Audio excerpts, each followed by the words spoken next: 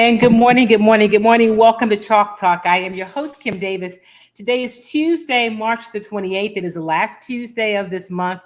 And what a busy week this is. I'm super excited about today's show. Of course, I'm always excited about being here with you on Chalk Talk. But this week, we're leading into the Final Four. We got a special guest joining us, Coach Alvin Brooks, the head coach at Lamar University.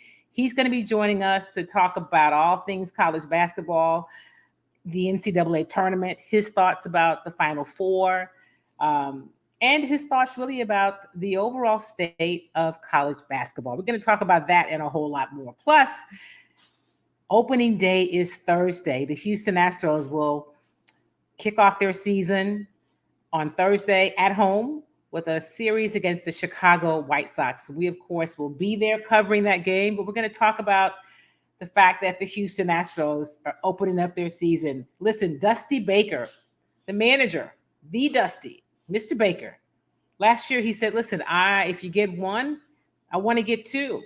So they're approaching this season like, let's go out and get another championship, right? Not saying it will be easy, but that's the focus, that's the goal. And there's a little bit of concern. We'll talk about that coming up on today's show as well. So much to talk about, and we're going to talk about it right here on Chalk Talk. But first, as always, we got to give a shout out to the people who help us make this show possible. This month, we are being sponsored still by the World Youth Foundation in partnership with the African American Male Wellness Agency, right? The African American Male Wellness Walk is coming up April the 15th in Houston. If you have not gotten the information, gotten your team together, you can do that. The information is in the chat, but here is where you get information about the walk, okay? Go to the website, AAwellness.org-o-Houston. Go there, get information, sign up if you want to have a team. It's free to participate. Come out and walk, but most importantly, come out with your entire family and get those very necessary health screenings. You're going to hear more about it over these next few weeks. We've been talking about it here on Chalk Talk for months, but the time is drawing near. Make your plans to walk with us on April the 15th at Texas Southern University, and be sure to bring some people with you so that they can get those also important health screenings. And speaking of what's important and with your health, we've got to talk about our good friends over at ilovejinka.com. Turmeric paste. What is turmeric? It is all about reducing inflammation. Inflammation is a root of so many of our illnesses and ailments. You got achy pains in joints. Your cholesterol is high. Your A1C levels are high. Your blood pressure is high. You need some Jinka in your life. It really is a natural product with 8 roots and herbs.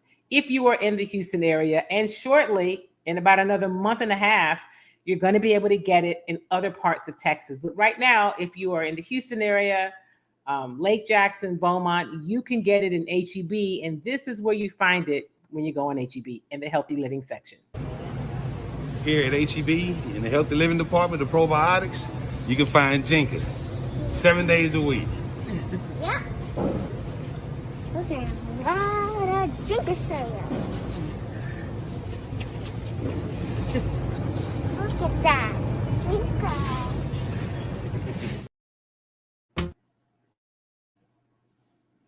And of course, there are Kimmy treats, right? If you are in Houston, you can get your Kimmy treats. You can get them in person at Sunshine's Vegan Deli on Old Spanish Trail, not far from the medical center. Body butter is back in stock. The Kimmy bars are back in stock. More popcorn will be in stock later today. So you can get it all if you're in Houston right there at Sunshine's. If you're not, don't worry. Go to the website, KimmyTreats.com, and place your order today. You will not be disappointed. Get your Kimmy treat so you'll have it ready for the weekend, because there's a lot happening.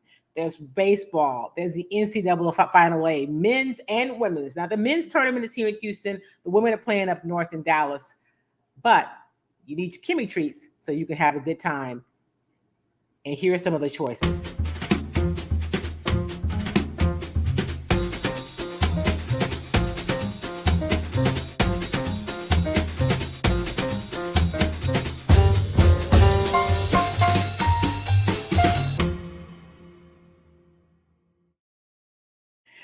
So as I mentioned, the Final Four is headed to Houston, right? It's going to be a crazy busy weekend in the city. Astros opening day on Thursday night. The ring ceremony on Friday night for the Astros, game 2 of their series with the Chicago White Sox. The Final Four games, the semifinal games are Saturday at NRG Stadium here in Houston. On Sunday, there's the HBCU All-Star game at Texas Southern University. On Monday is the NCAA championship game. There's a lot going on. And on Friday night, the Houston Rockets are back at home to play the Detroit Pistons. And I mention the Rockets because their season is winding down. Only a few more games for this Rockets team. I'm going to let you hear a little bit from Stephen Silas, head coach Stephen Silas, about last night's loss. Actually, we'll start there with the Rockets. They lost on the road to the Knicks. And Coach Silas says the thing that really disappointed him was the effort or lack of on defense. Let me let you hear from head coach Stephen Silas.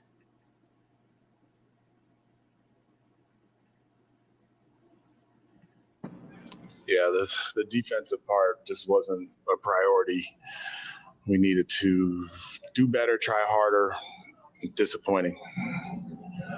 Was that because of the way that things started offensively, or just a mindset at this stage of the road trip, or what happened? I don't really know. It was the way the game started for sure, but then just the pressure that quickly was putting on us, and the pressure that Randall was putting on us, and it was hard for us to handle that. So like the first energy had really great, the first half had really great energy, especially for being the second one for back-to-back. Yeah. So like that energy wasn't there in the second half. It did wane in the second half for sure. I could see guys retired. I could see it in their body language, but that's the NBA. And, we were hyped up at the beginning of the game and flying around and doing some really good stuff. And then maybe the back-to-back did catch up to us.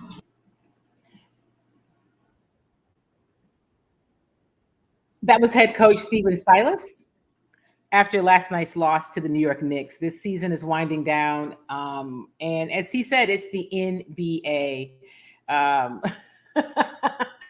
Joe is funny. Joe said at this point, just record your post game and hit play after each game. I know it's tough, man.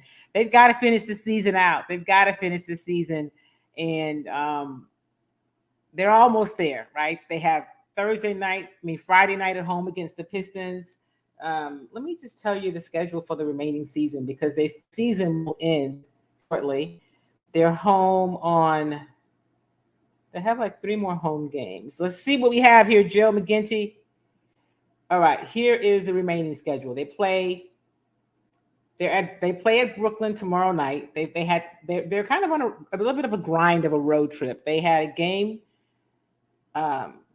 Sunday and Monday night. They're off today. They play tomorrow night at Brooklyn. Then they play Detroit on Friday night here. They play the Lakers on Saturday. Is that Saturday? Wait, let me go back. They play the Lakers on Sunday. That's right. They play the Lakers at home on Sunday. And then they play Denver at home on the 4th. That's their last game in Houston. And they finish the season on the road at Charlotte and at Washington. So they have 6 games left in this NBA season. They've just got to get through it, Joe. They've just got to get through it. That's what's happening with the Houston Rockets. Now, of course, the biggest story in Houston, other than the fact that opening day is Thursday, it's really the Final Four. The Final Four, they've been preparing for this event to host it in Houston for years, and this is the weekend that is happening. Now, of course, many people were hoping to see the University of Houston Cougars, one of the hometown team, to make it to the Final Four. And if not the Houston Cougars, then definitely the Texas Longhorns, right? Because it's a Texas team, and you hope to have somebody from Texas in the Final Four that's being played right here in Houston at NRG Stadium. Well, the Cougars lost to Miami in the Sweet 16. In fact, I thought that game would be challenging for them. I did not think they'd get really kind of run out of the gym. I mean, Miami was just so on, right? They looked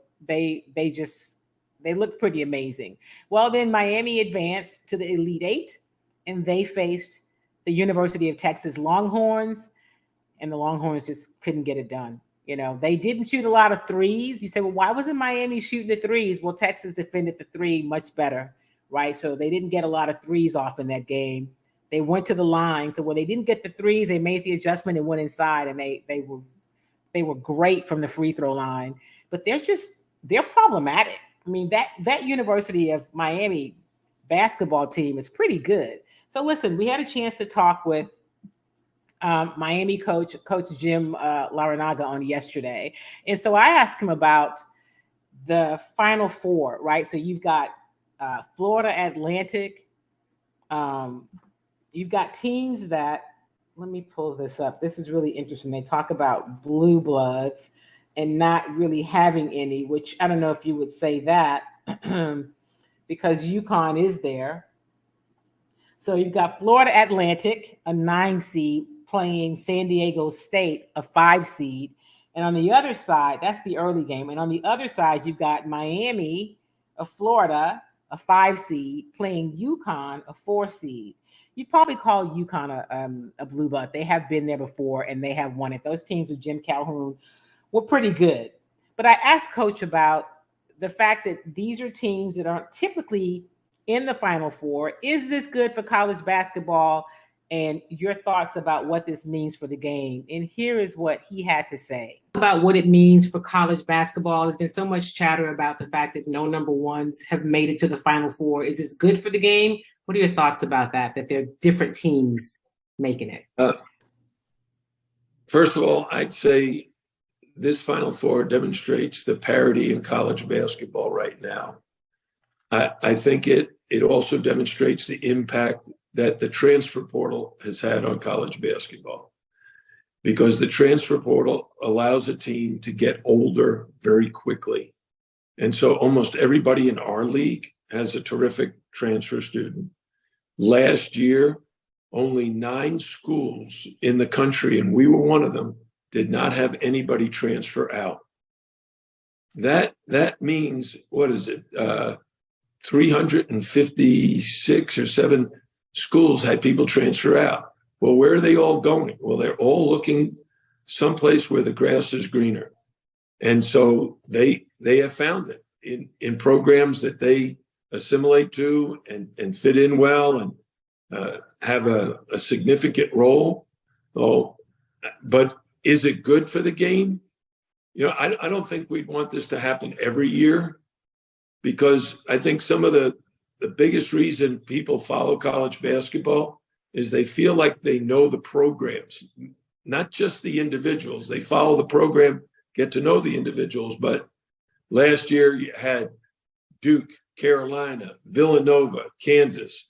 So I would imagine that's what TV would want. The blue bloods, the best programs in the history.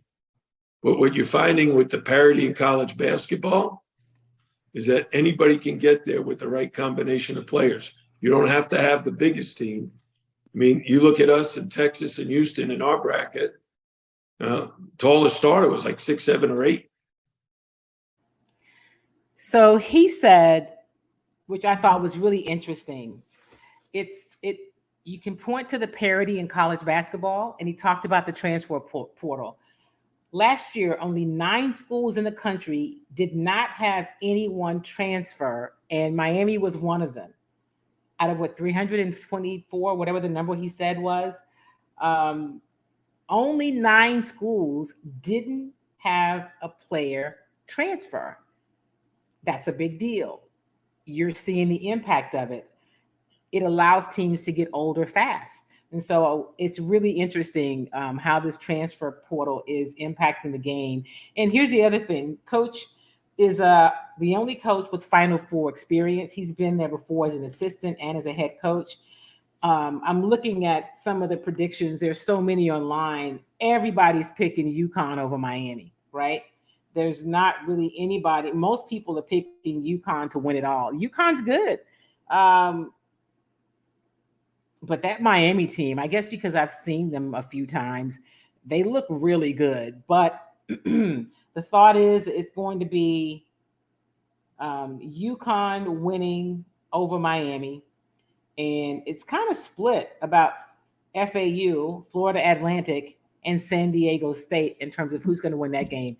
I tell you what, it will be interesting. I am pretty sure the organizers of the Final Four, the local organizing committee, would probably like to see some teams with bigger name recognition and bigger fans that travel, because that's what you want. You're thinking about the economic impact of the game, and so you want the schools involved that are going to bring the most energy, the most excitement, the most people to town, spend the most money, so that the city really benefits from all the work they've done in terms of bringing this game to Houston.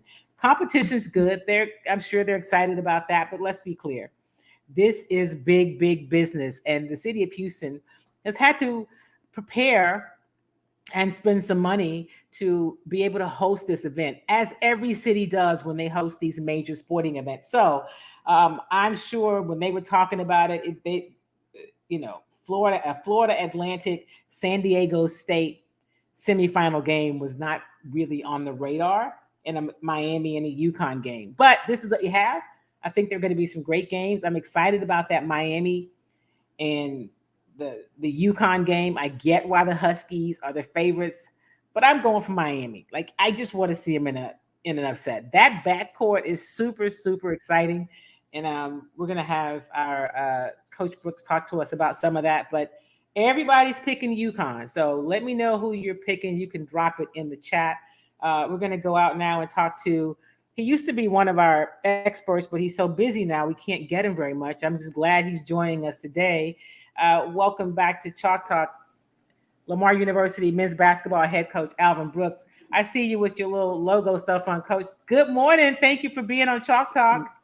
Good morning, Miss Kim. How are you? I'm got my logo stuff on. I'm representing, and I'm working actually and recruiting, and I'm actually out of state, and I'm doing a little work. I'm in the portal trying to get some players. I don't know if So you, I took a you were on. I took a much needed break just to talk with you, talk a little hoops and a little bit of everything you want to talk about sports wise. And man, thanks for having me on. I haven't talked to you in a long time. So before we talk at all about the Final Four, I want to talk about what's happening with your program at Lamar. How's recruiting going? You just finished your second season, right? Just finished my second season, yes. Right. How's it going? It's going good. We improved this year. Wasn't as good as we would like to have been, but we were much better than last year. And in many ways, this second year that I just finished was like my first, because we brought in 10 new players from after the first season. The guys I inherited, and then the next year we brought in 10 between the spring and the summer. And then we lost 3 young guys, maybe 2. One may be coming back to the portal, as it's the state of college basketball now. There's about like close to 1,700 guys in the portal as of now, and it's not even been open but a few weeks. So we're better. We got 9 returning players. So this will be the first time we have returning guys. We're trying to find the things that we need, specific skill set and positions in the portal. We're trying to get older, a little more experienced, and do it a little faster. College basketball is unique now in that I think I looked at of all the Elite 8 starters in college basketball, there were like, I think 19 transfers, 16 seniors, only 1 true freshman of all the starters of the Elite 8 basketball teams. And I think the average age is about 22 or 23 years of age. The COVID year and the portal and the fact that the NCAA changed where they allow student athletes to transfer and be eligible immediately now has really changed things. The NIL opportunities, and I think it's great that student athletes are able to get paid now. I love that. But in essence, we have total free agency. I mean, it's rare that you can do something and not, and I don't have to adhere to a contract at all, but it's total free agency. So it's between Division I, Division II, Division III. It's a lot of changes. So spring recruiting over the 40 years I've done it has changed a lot, but now it's really different. It's for the first time in my career, I'm actually, I would always look for young high school kids that could have, develop. And so this is the first spring that, I've kind of like shied away from the high school kids because, it's a different game. I took quite a few of them last year, took about 6 last year. And, the way the game is now, if you have your freshmen and sometimes if they play too well early on, then you probably lose them.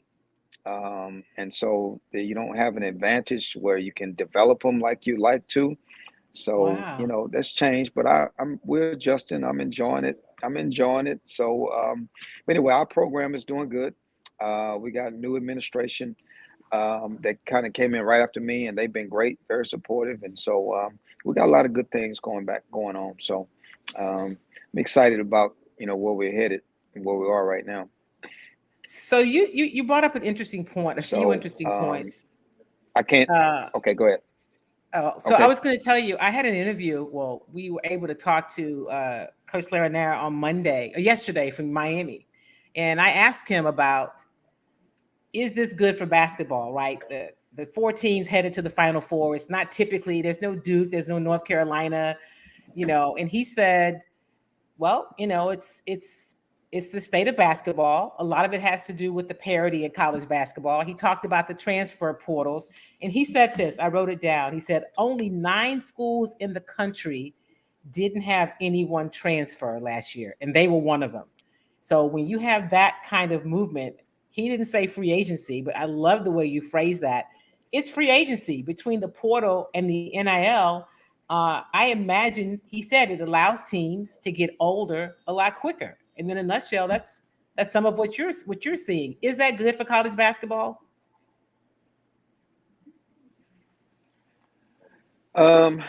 It's gonna have to be, huh? Because that's what we're at now. I don't know. This is kind of just, this is all new to us, and we're just getting started. I mean, we're adjusting, all of us that are in the game are adjusting. My oldest son coaches at Baylor, as you know, and he's a college coaching veteran now. And he and I talk about it all the time, just kind of keep us. He's a younger version of me, but he's adjusting to the way things are going. But so I think kind of the consensus is that you have to be fluid in how you put your roster together. In the days of taking a guy as a youngster, as an 18-year-old, 19-year-old, and maybe redshirting him or developing and bringing him along slowly and letting him go on through the growth process, those days are probably over. Guys nowadays, looking for immediate dividends, and that's really not that's not real life, but that's kind of what we're looking at right now. And so I think some of our fans, we're talking about, I've heard fans talk about, I'd like to kind of get to know the players and like they used to back in the day.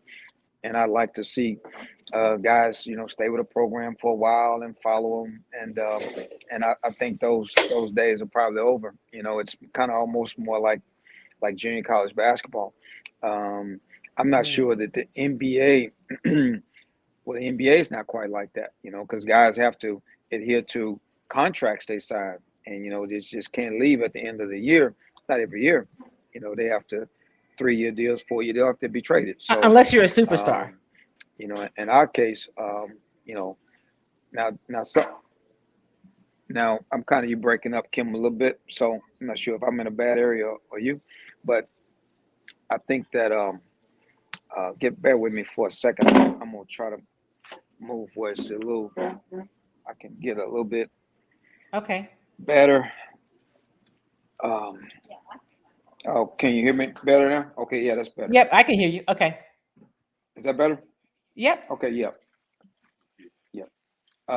So I'm gonna move around a little bit. I was kind of lost you a few times. You asked me a few questions and Well, I asked breaking you up. if you, I just yeah, I asked you if you thought it was good for college basketball, and you said it's going to have to be. It's kind of where we are now. And well, I don't.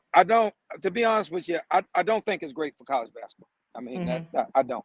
I really don't. I think guys, at the end of the day, I like the opportunities for guys to mhm. make money off their name, image, likeness. I think that was much needed. I think that's good because everybody's making money.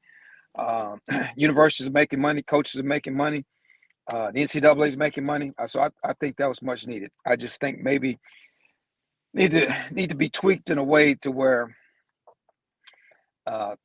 that's more stability within the product. That's kind of what I like to see. And then as you know, and everybody knows, it's kind of real life. Sometimes things don't go well, and you kind of have to see it through. And so I think maybe the rule that's now being implemented that we just got a directive on last week was if a now it's called a 4-4 transfer, which basically means like if you transfer from a 4-year school to a 4-year school, you're eligible to play right away. But if you Wow. transfer again for a second time, like now you won't receive a waiver or you can't file an appeal where you'll be eligible to play, that's been granted quite often here lately. So I think that's that's changing. That's came from the NCAA last week from our compliance director, and every compliance director around the country has given coaches in every sport that directive that now if a kid starts at a 4-year school, even if he goes to a junior college and he transfers to another 4-year school, he's eligible right away. But then if he wants to transfer again as his third 4-year school, now he's going to have to sit a year. And if that happens and they don't grant the waivers, which the waivers have been granted so regularly and often, that's going to change a lot of the movement and that would change things. I think there's also something in play where if you take a guy as a university, then and you run him off or whatever, then that scholarship, then you'll still be you'll have to pay for that scholarship. I mean, you won't be able to use that scholarship for a new player. So So there's some those are things some coming up the things that pipe. are helping, right? Those things can Yeah, be probably a I little think so. helpful. Yeah. So let's talk about Alvin, Coach Brooks, the Final Four. Um, you're a university. You spent a lot of time at University of Houston. Got to the Sweet 16 again. They were the number one team in the country for a while, and people in Houston were hopeful that they would be playing at home in the Final Four, but it wasn't to be. Miami was just really good. And I talked to a few people in college basketball prior to that game who all said, I don't know, man, Miami's going to create some matchup problems.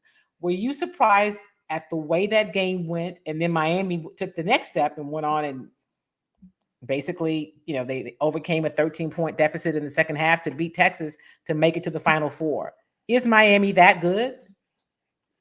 I think Kim, Miami is that good. Now I was surprised at how they handled Houston.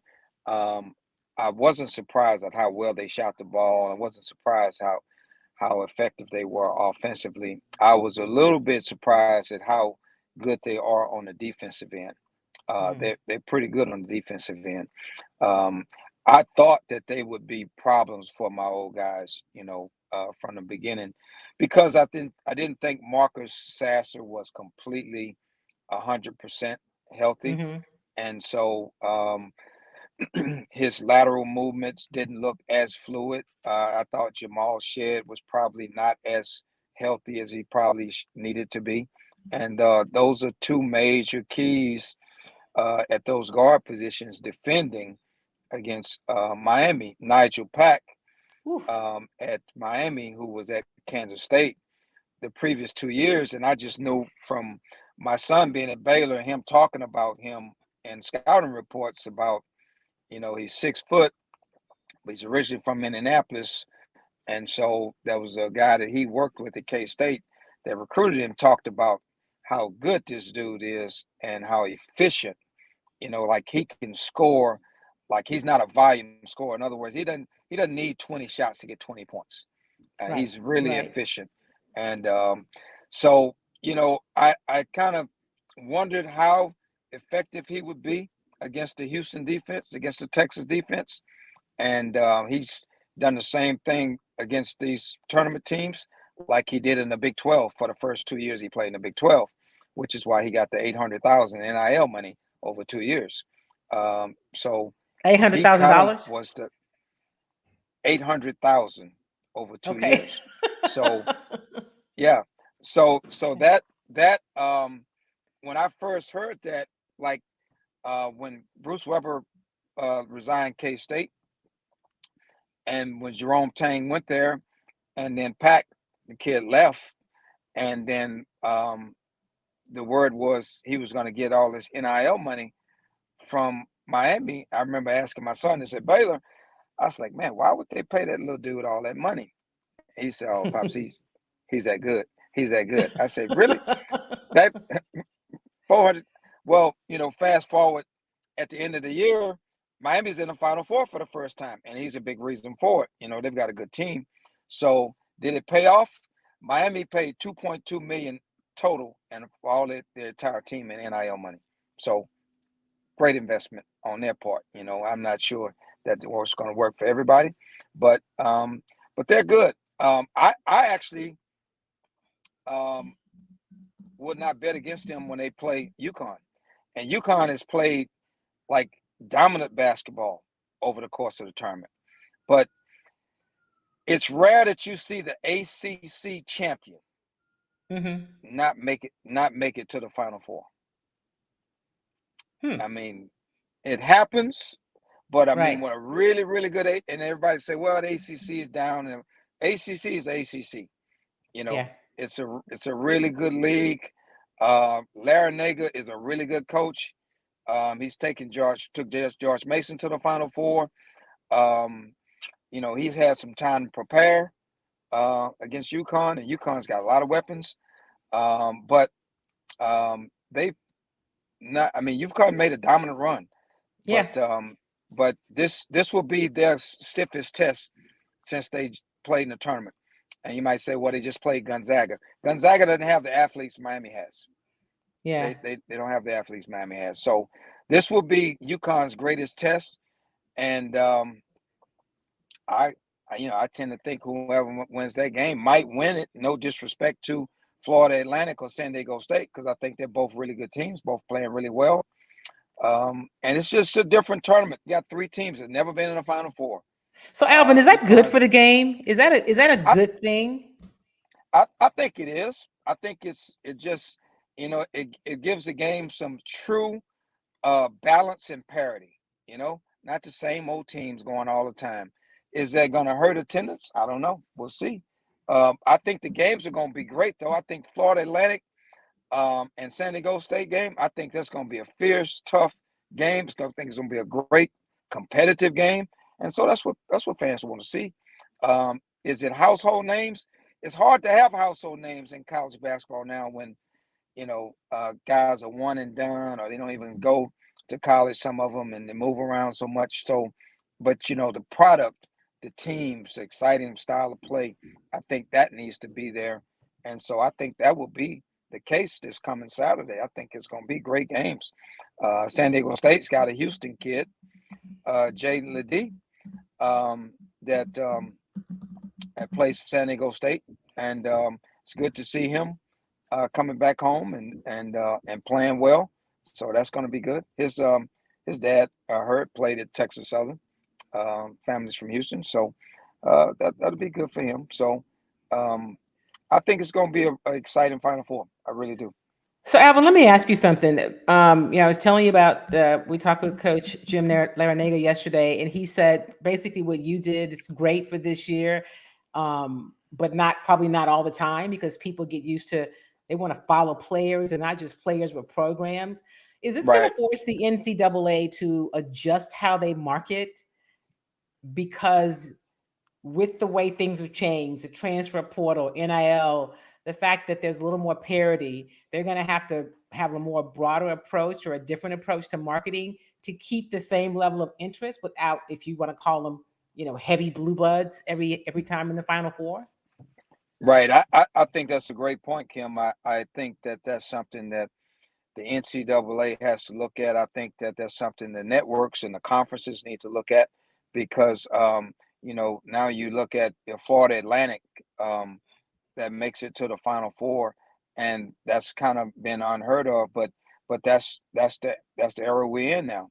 So it's the NIL and Florida Atlantic. I don't think didn't use the NIL like Miami did, but the portal and has created such parity because the talent is spread out throughout all of college basketball.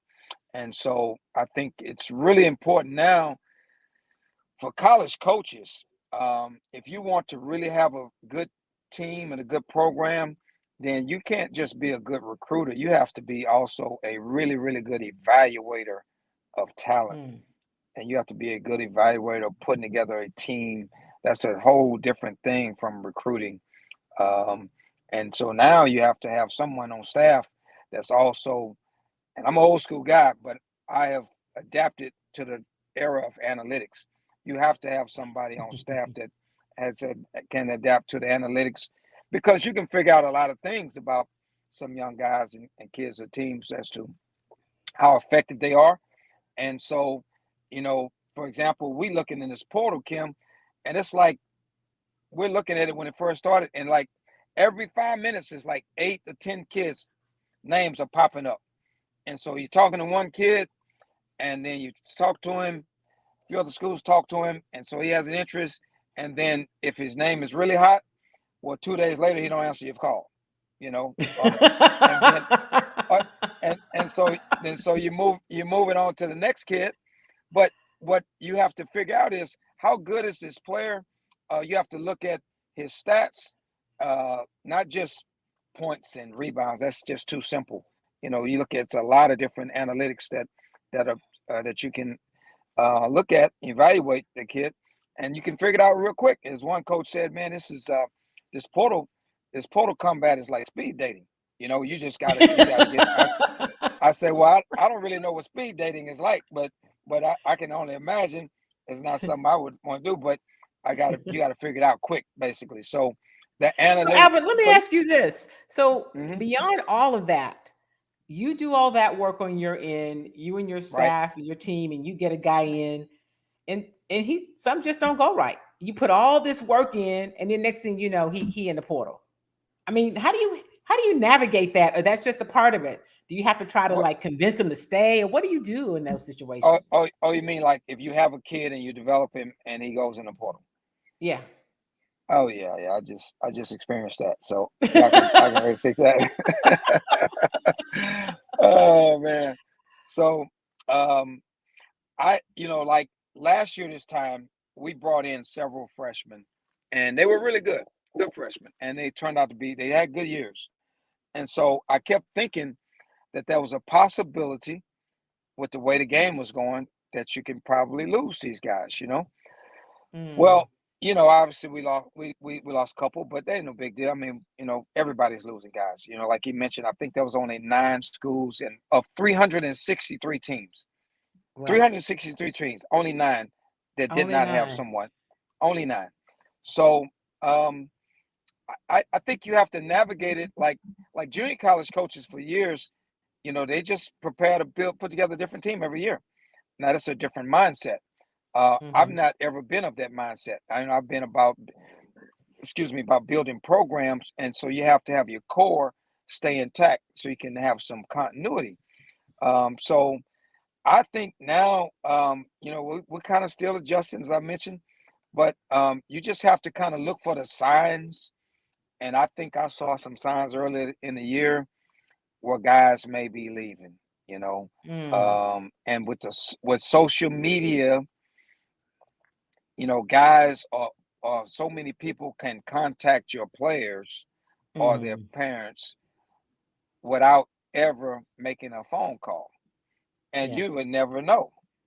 And so, I think, you just have to do your due diligence, and you have to be prepared at the drop of a hat to replace whatever position you may need. And I think you go into the year, putting together a team, and you try to find guys that you think are going to be loyal, that could be committed, and that kind of thing. And it's not that, like I lost a couple of guys, it's not that they're not, I should say, probably loyal. They like to be loyal to themselves and families first. And I think that in many cases, they feel like they're looking for their best option for themselves. And so I'm Yeah. okay with that. I think now I'm just at a point where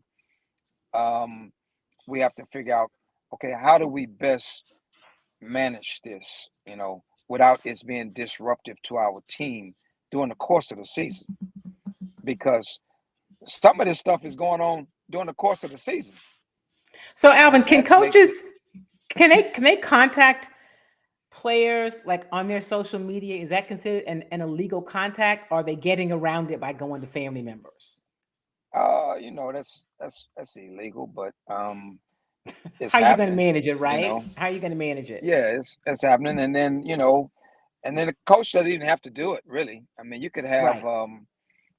anybody, anyone do it, and that's just kind of part of it now, So I've adjusted to that, and so, but I still think that it makes it challenging and exciting.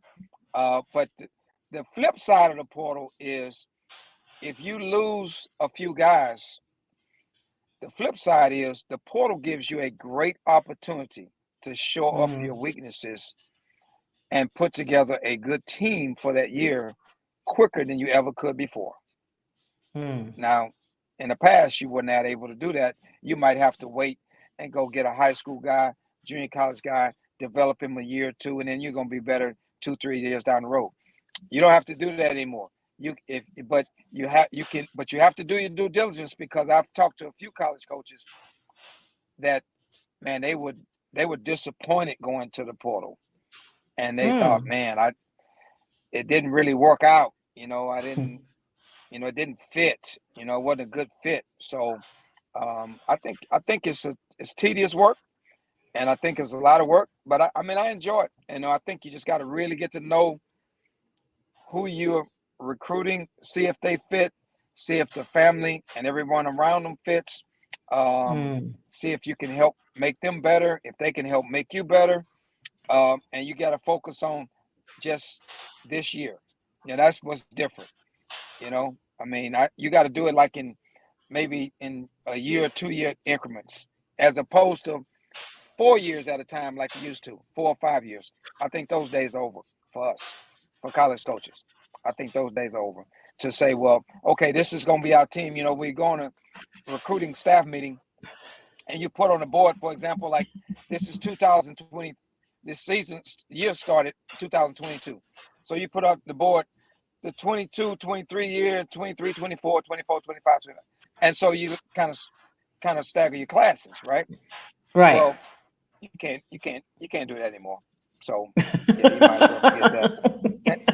So you can do 22, 23, 23, 24, and hope that you have enough coming Somebody, back.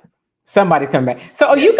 guys, as a coaching fraternity, are you doing anything to like prepare, the coaches for how to navigate this? Are there things that you guys have learned? I know the college basketball coaching convention is always in conjunction with the Final Four, but have there Right. been trainings or things to help you guys be better prepared to navigate this, or y'all just figuring it out on the fly?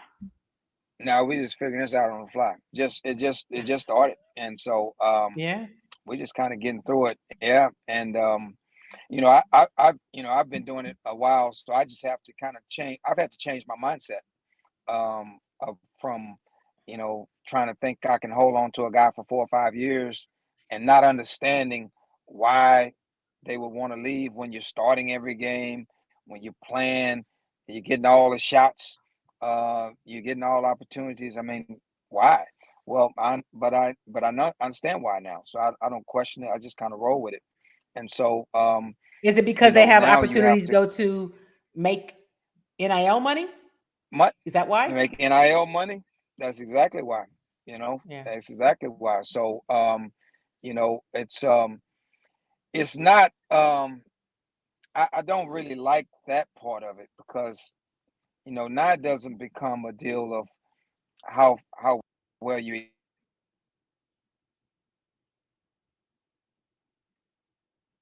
or it doesn't become a deal of how well you evaluate how hard you work. It's now in some cases is, man, how connected are you, how hard you work to get someone that can put together NIL packages, and then can you offer more than the next guy. So I've kind of decided that what we're going to do is, um, we're looking at different people are offering different packages for guys, right? Hmm. So I kind of know whether we can be in the market for that kid or not. And so, Right. um, I'm come looking at certain kids and or the people inside figuring out what they're looking for.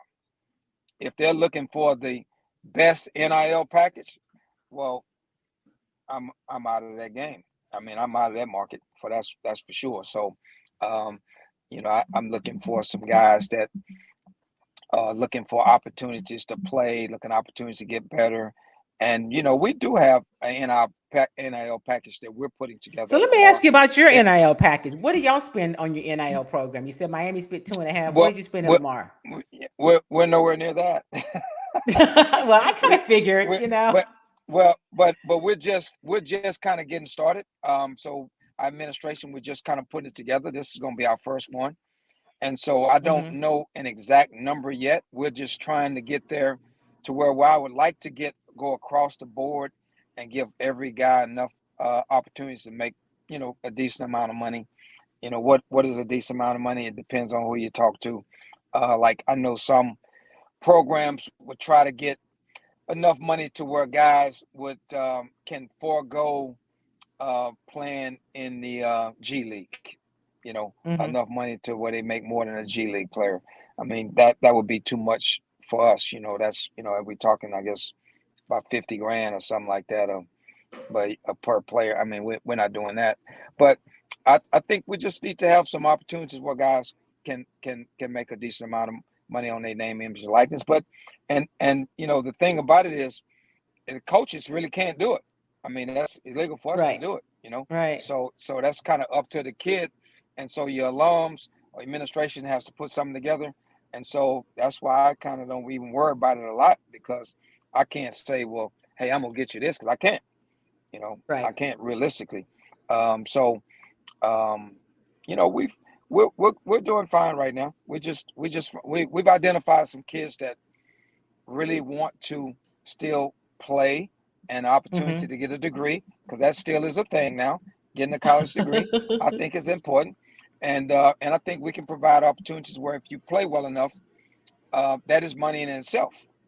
Right. And if you can win, which we have an opportunity to win in the Southland Conference and get to the tournament, that's tremendous exposure, and those are the things that we can control, and those things that we can focus on, and so that's kind of what we're going to do right now. So, Alvin, when the NIL started, I'm talking to head coach Alvin Brooks from Lamar University in Beaumont, the Southland Conference. He's on the road recruiting and taking some time to visit with us on Chalk Talk. When the NIL was first approved, if you will, thrust onto the scene, was it designed that that administrations would do the work? Initially it seemed like players would have to go figure it out. Has that kind of morphed into a different approach?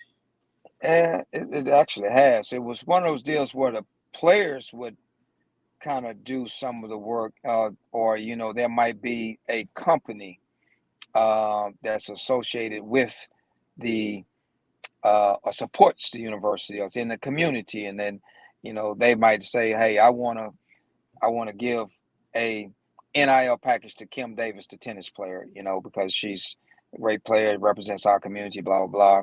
And so then they would do this portal, basically, that you guys would connect on there, and then you can't actually have, as a player, you can't wear any of the university's gear at all. Um, that just has to be for that company, and then that just has to be your name and your image and your likeness, not the university's. So that's kind of how it started, and then it just became one of these deals where now, man, people putting together packages and deals for players, and man, they're going to play, and some cases not ever having played a minute or down, you know.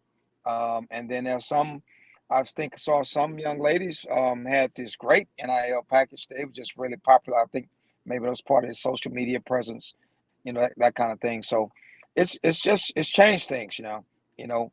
But I think that that's great that they have an opportunity to make money off their name, image, and likeness. I think it's fantastic. I just, the collective deals to where it's not really, in essence, name, image, and likeness. It's just putting together a deal to secure talent. That's kind of what I hope that we don't see too much of. Well, there are some who say that this NIL program is just a legalized way to cheat, right? Like people have been doing it now. It's kind of legal. I mean, it depends on where you are, and but I agree. I do think it's good that these players can make some money off of their name, image, and likeness because everybody else is. I think the challenge is probably just how do you Right. make it equitable on a team when you have different levels of ability. That has Right. to be a challenge, right? It's a challenge, and when you I've talked to a number of coaches. When you're talking about trying to coach a team and trying to have everyone sacrifice their individual abilities a game for the betterment of the team, and then someone sees this other guy getting all of this money and they want the money, and it just becomes, it's a distraction that you now have to learn how to manage and navigate as a coach. It's different because, okay, what if you have a star player, and everybody has a star player, everybody has a leading scorer, okay, everybody has a leading rusher. So what if that leading rusher or that quarterback, the star player, gets all the money? And in some case, I can recall some football coach had an issue with on the team because the star quarterback got all his money, the lineman got nothing, little or nothing, and that became an issue. And so that's just new things that this thing is going to bring about from a coaching standpoint that you're going to have to learn how to navigate. But it's here to stay though, Kim. It ain't going anywhere. So I'm not going to cry about it. Not going to whine about it. I think this, again, I think student athletes being able to make money off their name in his life is great. I think we just got to figure out how to manage it, and hopefully, I think they will put something together to where student athletes just can't leave constantly if things are not necessarily always right, but if just something else is better, at some Right. point, Right. I got to play my time out at this place, and so I think that'll give us some stability in all of the sports, and I think that'll be good. Do you I think think even that'll be good. if they do something where they say you got to be there at least 2 years? I mean, like something to ease into it because there's always going to be the argument about, well, coaches can leave when they want, but it's like you want a player to come and commit to some amount of time, right? Right. Because it becomes, like you said, it's a revolving door. I mean, I know that's why they pay you coaches the big money to figure it out, but it does seem like it's not great overall for the game because people aren't able to really follow programs anymore as much as they used to, which is one of the benefits or the bonuses of college athletics, is because people could follow programs and players and build those relationships. Yeah, I think, and I think it's I think in terms of it, we should be also thinking in terms of what's best for the student athlete, Um, Right. like for example, I had one of my guys was talking to me about possibly leaving and was talking about, some possible NIL monies that he could get elsewhere. And to be totally honest, I was like, hey, you know what? You get an X number of shots, you get an X number of minutes, and both were quite a bit. And you could go somewhere else and they have a better NIL package than we can offer. But at the end of your 3 years, if you go there and you take the money, that little piece of change now, and I say little piece of change because even if it's say, if it's 25, it was $25,000, right? And you don't play a lot and you don't develop, at the end of the 3 years, you're done. So you've made maybe 75 grand if they hold true to it for the next 2 years. Whereas if you play somewhere and develop and hone your skills and brand and market yourself by being on the court and being productive, now you have a chance to make 10 times as much. Right. So you have to think long term and you have to be smart about it and not just like think about just today, So in some cases, I think we have to be able to give these guys some good advice, and not to mention this just started. So I'm curious to Right. see. You have to pay taxes on this money. The student athlete does. Right. So when they have to, and nobody has to do that because that money's for them, right? So they're going to have to do that. So somebody need to advise them on to how do you pay taxes on this money, or take the taxes out up front, something, so that you cringe at the thought that there are going to be some horror stories about that going around down the road. But there is. Right, because you see it for Unfortunately, guys that are grown-ups in the league that have issues because they didn't take care of that little thing called taxes. Exactly. They're gonna get theirs. that thing called taxes, man, creates a lot of problems. And so that's just it just seems like it's crazy that we have to think a student athlete now has to think we're about taxes. In some cases, that's just a byproduct of if you're gonna be paid for your name, image, and likeness. That's part of it, but that's just so many things to navigate, and all of this has just begun, like we talked about. So you and I can have this conversation next year, and I don't know what I don't know what I would tell you. I mean, I'm sure I'm gonna have some opinions and thoughts about it because now we would have another year to go through it. So and it's gonna be different, just like we had Miami spent $2.2 million on their team total NIL money. Led to the Final Four. There's probably going to be some that might spend as much or more, not going to make it. There might be some like a Florida Atlantic that might, get to the tournament just because they've been able to keep some guys together. And it'll be interesting to see. To me, now Florida Atlantic, not a rich program, it's in a really nice area, Boca Raton, Florida. I wonder the success they're having now, if that will bring about some NIL opportunities for them. Because if not, they're probably going to have a hard time. They're going to lose some players. Some players. Yeah. Right. So it's a different game. So, man, it's just the NCAA. They've got it's a lot of new challenges they've got to deal with, and so. I mean, it's you just got to keep trying to figure out what's best, and you can't keep saying, well, that's the way we've always done it, so that's the way we're gonna keep. No, they better get them some progressive thinkers and not just have the good old boys in the room, because you're gonna have to think about how to navigate it, how to get your teams and your staffs ready to deal with it.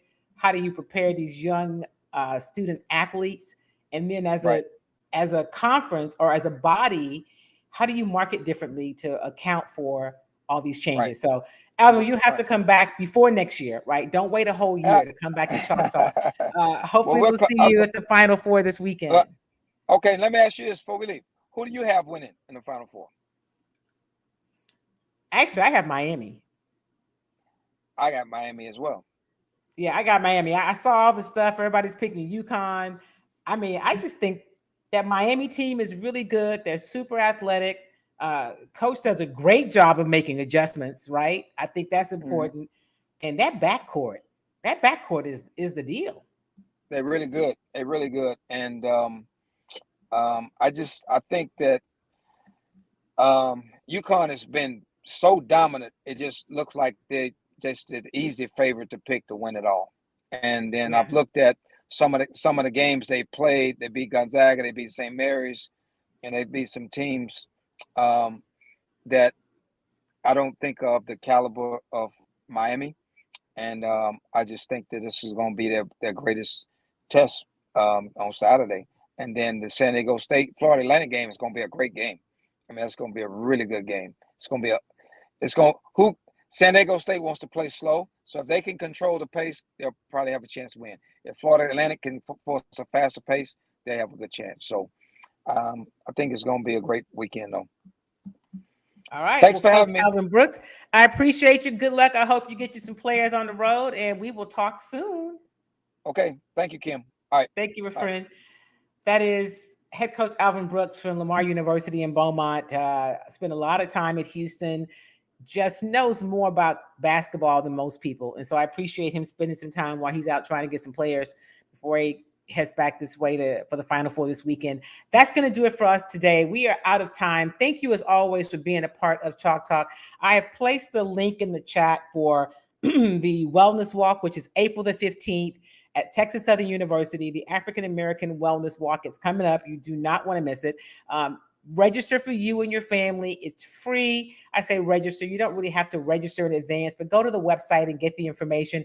If you want to have a team, you can register your passion team there. So you can find that link in the chat. And also the link to subscribe so that you get notifications about the show. Click the link. It's also at the top of the chat so that you can subscribe and get notifications about the weekly Chalk Talks. And also, we're starting to do more shorts. So a lot of stuff coming up, a lot of things exciting. I did not talk to you about this today. I'm going to do it because I'm going to have someone from the Texans on probably next week. The Texans have launched a fan council, and it is open for people to apply to be a part of that council through April the 19th. So they're trying to get input. I mean, they're looking at ways to do some things differently. And they have invited me to be one of the media members on that council. So it should be interesting. There won't be a lot that we can share because a lot of it is going to be confidential. There'll be some things, but it'll be interesting to be able to have some input on some of the inner workings. I'll keep you posted on all of that. Remember, do something kind for yourself and do something kind for somebody else. If you have not registered to vote, I'm always going to encourage you to get registered and stay registered. So when an election comes up, you don't have to worry about the deadlines. We have to be active in our communities, no matter where you live and no matter how you vote. I don't tell you who to vote for. I encourage you to vote your values. Vote your values, what matters to you, your family, and your community. But if you are not registered, you're not going to be able to do it. So I encourage you to register to vote, and we will see you soon. Hey, Brian Jackson, it's good to see you. And thanks to all of you who jumped on. My sisters, Joe, Paul Wright. I saw our legal expert, Charles Lamar Drayden. Thank you guys all for being a part of the show. Follow our social platforms. Make sure you share this show however you're seeing it with your community so we can continue to grow the tribe all over the world. We want folk talking about Chalk Talk. All right, I will see you next week right here. We'll have a champion of the NCAA of the Final Four. There'll be an NCAA champion the next time we get together on this platform. But I'm going to have some updates from now throughout. I'll be giving you updates before the games, during the games, after the games, all throughout the weekend. And don't forget, Astros opening day is Friday. Nope, it's Thursday. They play the Chicago White Sox. Make it a great week, everybody. Peace.